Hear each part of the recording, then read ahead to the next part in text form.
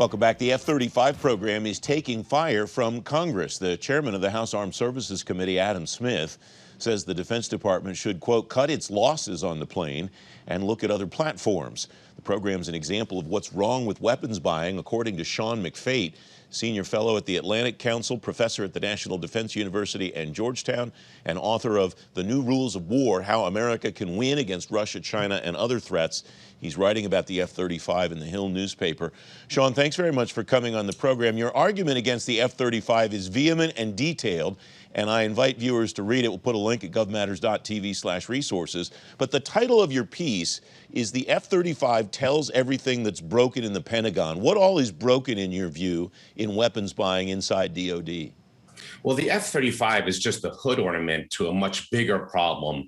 I mean, we all know the problems of the Pentagon's contracts are always over time, always over budget. But there's even a bigger problem. We're buying weapons to win last century's wars. We don't even need these new super weapons like F-35s, Ford-class carriers, other things that don't go to war anymore. And the measure of any weapon system is its utility, how useful. So if weapons don't go to war, let's replace them with weapons that are useful. You use a term in this piece that I think is interesting and deserves some attention. You write, something is wrong with our strategic IQ, and it's not something the F-35 can fix. Define the term strategic IQ and why we're deficient. Yeah. So if we're honest with ourselves, the U.S. military, even though it's the best military in the world, has not won a big war since 1945. And we're losing to like North Vietnam, Taliban, Al Qaeda.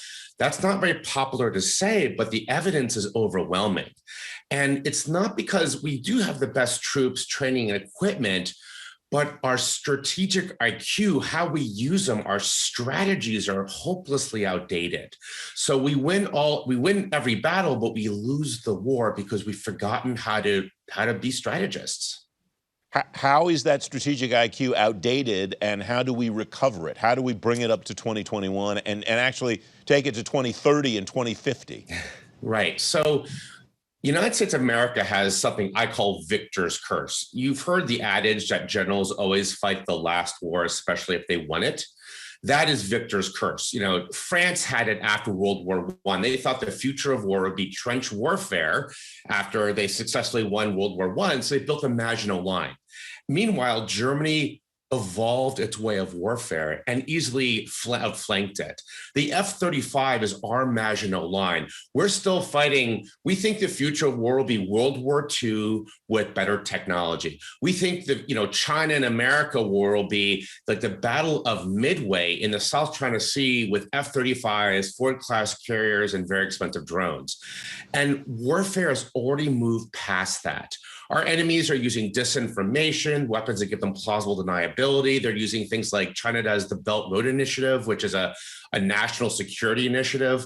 There are new ways to fight and win wars, just like the Blitzkrieg, made sort of trench warfare obsolete.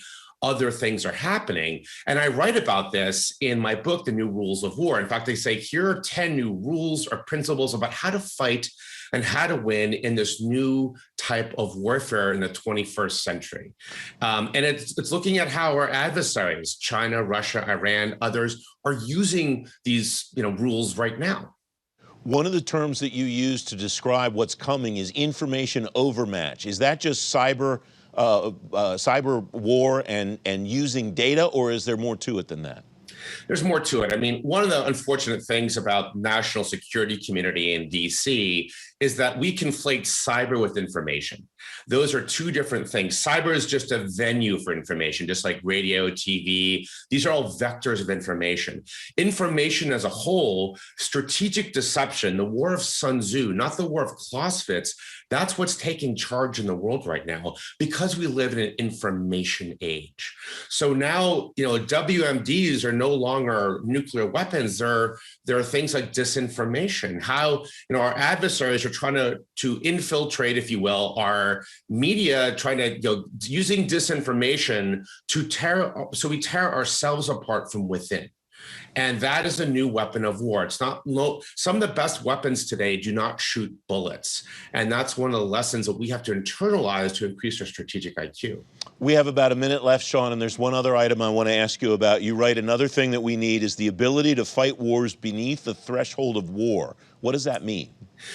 Well, we think in the United States, we think of war like pregnancy. You either are or you're not.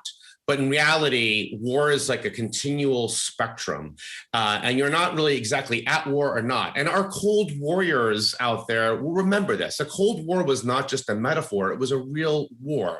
But today we just think about it as, are we at war or are we at peace? And our adversaries manipulate this against us.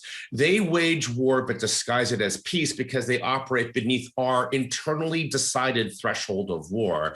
And that's a false dichotomy of war and peace. The truth is there's no such thing as war or peace, it's war and peace. And we have to think like that. Sean McFate, thank you very much for joining me. Great piece. Thank you very much.